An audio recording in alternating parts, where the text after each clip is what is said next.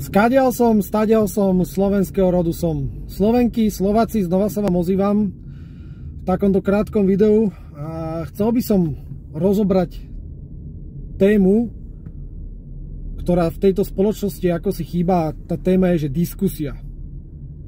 V minulom videu som spomenul, že sa vytratila z verejného života diskusia. Máte pocit, že sú tu vedené diskusie? Ja už zo pár rokov mám pocit, že diskusie sa odtiaľto úplne strátili, a to preto, lebo diskusia by mal byť v podstate výmena názorov dvoch oponentov, čo majú rozdielne názory, a mal by sa hľadať nejaký ten prienik tých názorov. Toto sa tu už nedeje. Nedeje sa to. Mám taký pocit, že sa vždy stretnú ľudia s rovnakým názorom a len sa chvália a rozprávajú si o tom, čo zase ako dobre spravili a čo by mohli spraviť ešte lepšie. Ja vám dám iba taký príklad. Viete si predstaviť, že by bola diskusia na tému, či je zdravé jesť hovädzie mäso, a stretnú sa tam dva vegetariáni? No povedzte mi, o čom by tá debata asi bola a kde by tá debata skončila. No podľa mňa by skončila pri nejakej špargli, alebo by skončila pri nejakej brokolici a podobne.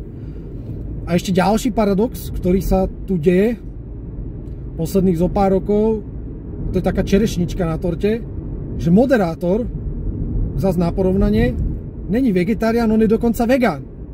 Takže do takej diskusie vie určite prispieť bohato, a potom tá diskusia má výpovednú hovnotu. Dobre ste počuli, hovnotu, nie hodnotu. Asi tak by som to prirovnal, diskusie v tejto dobe.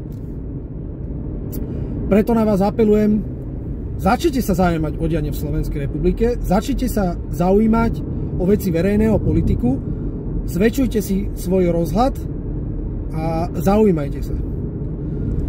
To je v skratke všetko k téme diskusia. Ďakujem vám za rod, za národ a za rodinu. Dovidenia.